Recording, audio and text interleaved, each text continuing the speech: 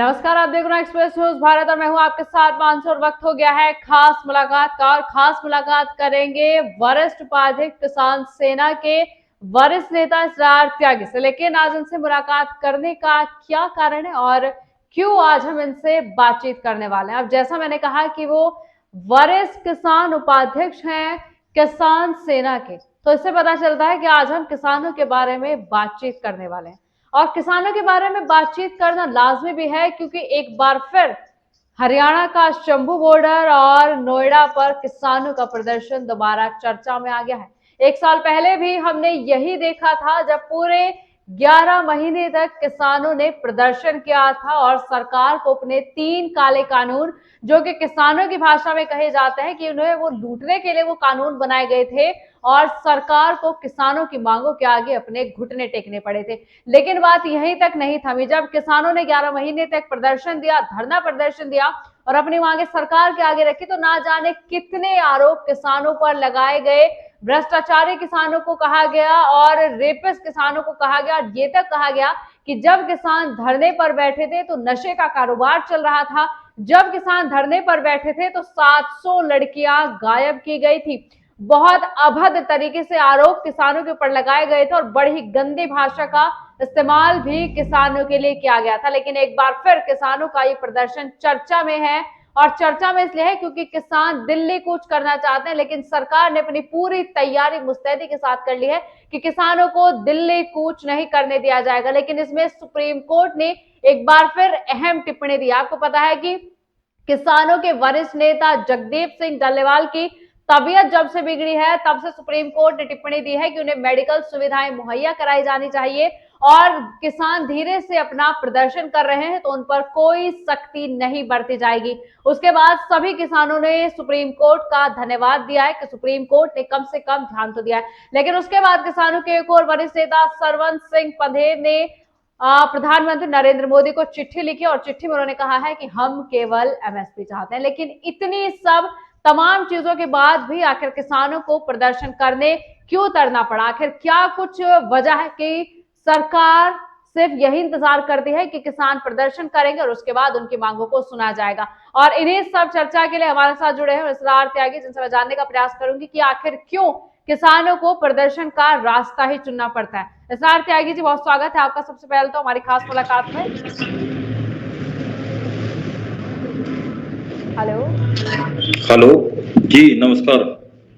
ठीक है, मैं कह रही हूँ कि बहुत स्वागत है आपका सबसे पहले एक्सप्रेस न्यूज भारत की खास मुलाकात में। जी धन्यवाद। इसरार त्यागी जी, मुझे ये बताइए कि क्यों आखिर किसानों को प्रदर्शन का रास्ता ही चुनना पड़ता है और जब किसान प्रदर्शन का रास्ता चुनते हैं तो तमाम परेशानियां खड़ी हो जाती है। वो केवल आप लोगों के लिए नहीं, आम जनता के लिए भी बहुत सारी परेशानियां खड़ी हो जाती है। क्या कुछ कहना है आपका? मैडम, किसानों का क्या करे? किसान अपनी खेती भी करेगा, अपनी जो अन्न पैदा करता है उसके लिए फिर सड़क पर आकर लड़ाई भी लड़ेगा। किसान तो मजबूरी में आता है। किसान को पिछली बार भी जो गाजीपुर का और ये धरना चले थे तो उसमें सरकार ने आश्वासन दिया था, एक कमेटी गठित की गई थी कि एमएसपी लागू होगी, और उसके बाद भी आज तक उस कमेटी का कुछ पता नहीं, कोई संज्ञान नहीं लिया गया। तो किसान क्या करेगा? आप देखते हो कि मार्केट में अगर एक कंपनी पेंसिल भी बना रही है तो उसको भी अपना रेट रखने का हक है, उसे भी अपना रेट डिसाइड करने का राइट है। तो बताओ किसानों के पास क्या? किसान अपनी फसल उगाता हो सर्दी गर्मी में और उसके बाद भी वो अपनी उचित दाम नहीं मिल पाते, इसलिए किसान सड़कों पर। हमारी तो मांग यही है भाई, हमें दिल्ली जाए जा। अच्छा एक बात बताओ, किसान करे तो करे क्या भाई? किसान अपनी बात रखना चाहता हो दिल्ली जाकर, तो हिंदुस्तान क्या दिल है दिल्ली भाई? प्रधानमंत्री वही है, मुख्यमंत्री वही है, सब दिल्ली है। तो अगर किसान दिल्ली जाना चाहता तो क्यों रोके जा रहे? कोई आतंकवादी है क्या? क्यों नहीं जा सकते दिल्ली किसान? यही तो सवाल उठ रहा है कि एक बात बताइए कि प्रदर्शन पिछली बार भी हुआ, लेकिन इस बार आपको दिल्ली ही कूच क्यों करनी है? किसान इस बार दिल्ली ही क्यों जाना चाहते हैं? प्रदर्शन हुए, वादे हुए, दिल्ली जाकर हम अपनी बात रखना चाह रहे, शांतिपूर्ण रखना चाह रहे। दिल्ली जाने से रोका क्यों जा रहा? अभी पीछे डल्लेवाल साहब भी बैठे हैं, अनशन पर बैठे हैं, किसी भी प्रधानमंत्री ने या किसी ने कोई संज्ञान लेने की कोशिश नहीं की। अच्छा उसके बाद एक सरकार की तरफ से अधिसूचना जारी हुई कि पैदल जा सकते हो किसान। हम पैदल कूच करने को तैयार है, लेकिन पैदल भी नहीं जाना दिया जा रहा। रास्ते में कांटे बिछाए जा रहे, जैसा बड़ा कभी खालिस्तानी बताते हो किसान को, कभी कुछ बताते हो। किसान तो परेशान है, किसान तो कुछ भी नहीं। हम्म। क्या बातचीत साठ होती है परसेंट आपकी? कोरोना काल में 60% जीडीपी अगर किसी ने ग्रोथ की थी तो वो किसान ने की थी। हम्म। आज किसान को बिल्कुल इस देश का कुछ मान ही नहीं रहे। अगर आज किसान को सम्मान मिलता, किसान को सम्मान निधि मिलती, ये लागू होता, तो क्यों किसान अब परेशान होता, सड़कों को पड़ा? वो तो अपने खेती बाड़ी करता। हम्म। तो कोई और विकल्प नहीं बचता आप लोगों के पास कि प्रदर्शन ही करना है? कुछ और तरीके से आप लोग सरकार तक अपनी बातें नहीं पहुंचा सकते? नहीं, सरकार बात करने को तैयार हो, भाई बात तो करो सरकार। सरकार बात करने को तैयार नहीं, आदमी क्या करेगा? धरना प्रदर्शन करो। जब धरना प्रदर्शन के बाद भी नई बात सुनी जा रही, तो मैडम विकल्प क्या बचता है किसान के पास? आत्महत्या करेगा। हम्म। ठीक है। इसरार त्यागी जी, आपको क्यों लगता है इस बार का प्रदर्शन कितना लंबा चलने वाला है? क्योंकि पिछले पिछले प्रदर्शन की बात करें कि वो 11 महीने चला, उसके बाद सरकार ने अपने घुटने टेके और काले कानून, आपकी भाषा में जो कहे जाते हैं, वो वापस ले लिए गए। इस बार आपको क्या लगता है, क्या कुछ आपको अलग करना पड़ेगा कि किसान सरकार जो है फिर से आपके सामने घुटने टेके और एमएसपी को आपके अनुसार लागू कर दिया जाए? मैडम, किसान भोला भाला है, वो इतनी नई राजनीति जानता। किसान तो धरना प्रदर्शन कर रहा है, उसकी मांगे पूरी हो जाए, हम नहीं चलानेंगे, हम इच्छुक नहीं है कोई धरने प्रदर्शन। मांग पूरी कर दी जाए, सरकार को कोई तो नुमाइंदा बात करे। हमारे उपराष्ट्रपति, जो उपराष्ट्रपति हैं धनखड़ साहब, उन्होंने किसानों के हित की बहुत अच्छी बात की है। कहीं ना कहीं वो किसान से जुड़े हुए भी होंगे, तो क्यों नहीं हो मामला? सरकार एक पैनल बनाती है जो किसानों से वार्ता की जाए, क्यों नहीं वार्ता? क्यों नौबत आती है कि धरना ही प्रदर्शन करना पड़ता है? हम्म। अभी मीटिंग भी हुई थी पीछे, लेकिन बात नहीं बनी आप लोगों की सरकार के साथ, तो उसके बाद उस मीटिंग को फिर कोई उसका फायदा नहीं हुआ, तो उसके बाद फिर आपको बड़ा धरना प्रदर्शन करना पड़ा। सरकार की तरफ से ये भी कहा जाता है कि आप शांतिपूर्ण बात नहीं करते हैं क्योंकि आपकी शर्तें ज्यादा होती हैं। नहीं मैडम, शांतिपूर्ण बात कैसे नहीं कर रहे? किसान तो इतना भोला भाला, पिछली बार भी आश्वासन पर उठकर चले गया था। 1-1.5 साल धरना चला और उठकर चले गया, तो किसान क्या करे? विश्वास ही है। हम बात क्यों? करने में सहमत, तो कमेटी बनाओ। हम्म। हम हमारी मांग एमएसपी लागू की जाए, हम्म। ठीक है। सबसे पहली इसरार मांग। ठीक है, इसरार जी, क्या लगता है आपको? स्वामीनाथन आयोग की जो रिपोर्ट है उसे सरकार लागू कर दे। हम्म। मैंने आपको फिर बता रहा हूँ कि कोई भी कंपनी अगर कुछ भी बनाती है तो उसे राइट होता है। अब नु बताओ, किसान के पास क्या राइट है? गन्ने पे 1 रुपया नहीं बढ़ाया गया अब के साल, लागत दिन पर दिन दुगनी होती जा रही, खाद बीज की इतनी दिक्कत है बहुत ज्यादा, तो किसे कहे किसान? हम्म। ठीक है। इसरार जी, क्या लगता है आपको, तमाम चीजें आप देखते हैं, क्यों सरकार आपकी मांग नहीं होती? क्या इसमें कुछ सरकार का नुकसान होता है? क्यों आपकी आसानी से बात नहीं सुनी जाती? जैसा आप कह रहे हैं कि स्वामीनाथन आयोग की जो तमाम चीजें हैं उनको लागू कर दिया जाए, एमएसपी लागू कर दिया जाए, भूमि अधिग्रहण कानून वापस वो वाला दोबारा से लागू कर देना चाहिए, सरकार क्यों नहीं मानती? क्या लगता है आपको?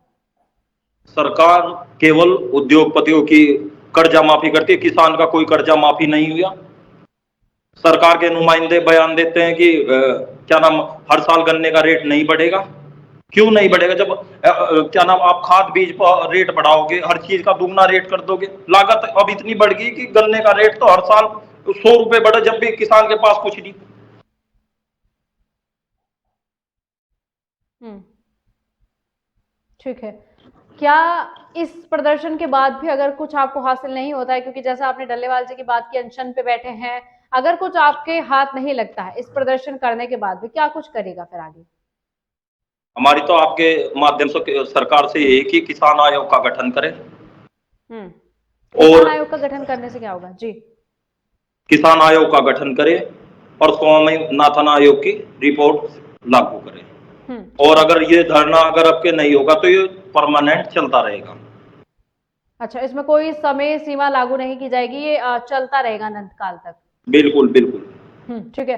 इसरार जी, एक चीज और मैं आपसे पूछना चाहती हूँ, जब किसान अनशन पर बैठता है तो गंदे अभद्र आरोप आपके ऊपर क्यों लगाए जाते हैं? पिछले में मैं अभी का एक आरोप आपको बता देती हूँ कि बीजेपी सांसद है रामचंद्र जांगड़ा, उन्होंने आरोप लगाया कि किसान नशेड़ी है। जब से किसान जो है धरने पर बैठा था, नशे का पूरा नेटवर्क फैल गया, 700 लड़कियां लापता हो गई। क्या कुछ कहना है?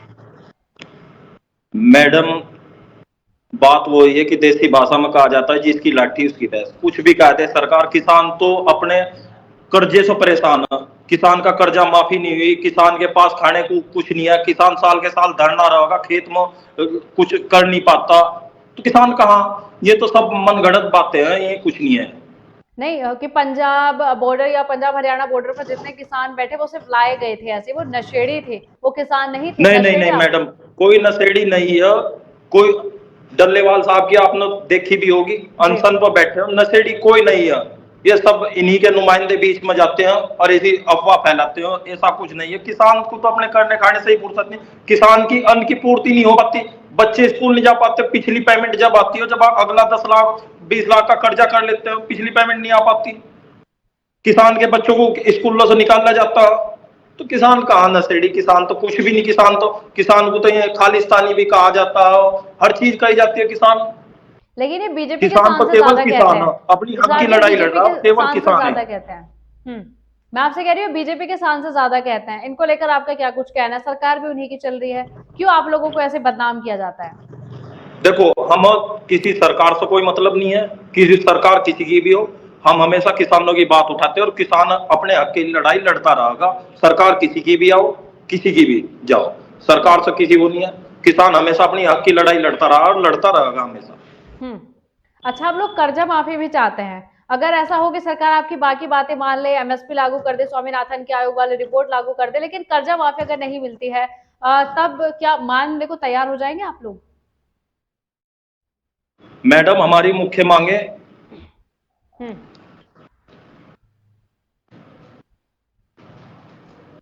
गरीब के बच्चे को सब्सिडी मिले, स्कूल में छूट मिले, और मुख्य मांगे हमारी ये है कि जो 60 साल से ऊपर किसान हो गए हैं या खेती करते हुए या जंगल में कुछ हादसा हो जाता है, उन्हें किसान बीमा मिले, उन्हें, और 60,000 रुपए से 60 साल से ऊपर के 10,000 रुपए किसान के लिए, क्योंकि सारी उम्र देश के लिए किसान भी एक देश की जंग ही लड़ रहा है। देश की अगर जीडीपी में सबसे बड़ा अगर कोई योगदान देता तो वो किसान देता, उद्योगपति नहीं देते मैडम। इसमें इसलिए हम चाहते हैं कि कर्जा माफी हो, किसान को कुछ राहत मिला, किसान बिल्कुल टूट चुका है। ठीक है।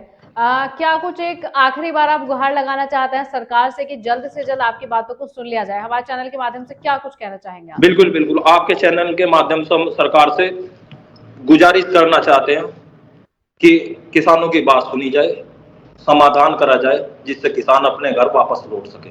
और डल्लेवाल साहब अनशन पर बैठे हैं, जल्द से जल्द निस्तारण हो उनका, जो उनका भी अनशन खत्म किया जा सके। मेरी आपसे भी और आप सरकार से भी गुजारिश है कि इसमें एक कमेटी बनाकर इसमें किसानों की बात सुनी जाए। ठीक है, बहुत शुक्रिया आपका सार त्यागी जी हमारे साथ जुड़ने के लिए और किसान मुद्दे को जोरों शोरों से दर्शकों तक पहुंचाने के लिए और आवाज उनकी बनने के लिए आपका बहुत शुक्रिया। फिर ऐसे ही किसी बड़े मुद्दे पर मैं आपके पास जरूर लौटूंगी। ठीक है, इजहार त्यागी जी हमारे साथ जुड़े, बातचीत के किसानों को लेकर उन्होंने काफी दर्द तकलीफें काफी समस्याएं बताई कि सरकार को सुन लेना चाहिए, हमें कोई मतलब नहीं कोई भी सरकार चल रही, लेकिन अगर किसान अनशन पर बैठता है, धरने प्रदर्शन करता है, तो कम से कम अभद्र आरोप उनके ऊपर नहीं लगाए जाने चाहिए, जैसे कि आप सभी ने देखे भी हैं और सुने भी हैं कि पहले भी किस तरह के आरोप लगे और दोबारा फिर आरोप लग रहे हैं। और आपको भी बता देती हूँ कि बजरंग पूनिया जो खिलाड़ी है वो भी इस धरने प्रदर्शन पर पहुंचे, सरकार पर गंभीर आरोप लगाए हैं कि आप कहते हैं कि सरकार की बातें सुनी जाती हैं, आप कहते हैं कि सरकार धरना प्रदर्शन दे सकते हैं, लेकिन उसके बाद क्यों इतने बड़े बड़े कटीले तार लगाए गए हैं, क्यों तमाम तरह की आपने कोशिशें की हुई है कि किसान दिल्ली तक ना पहुंचे। लेकिन अगर ये किसान दिल्ली तक पहुंच जाएगा तो देखना होगा कि आखिर क्या होगा, या दिल्ली पहुंचने से पहले ही सरकार को किसानों के सामने नतमस्तक होना पड़ेगा, ये आने वाला समय बताएगा। लेकिन किसानों की मांगे जोरों शोरों पर और किसान काफी हल्ले के साथ अपनी मांगे सरकार को बता रहे हैं।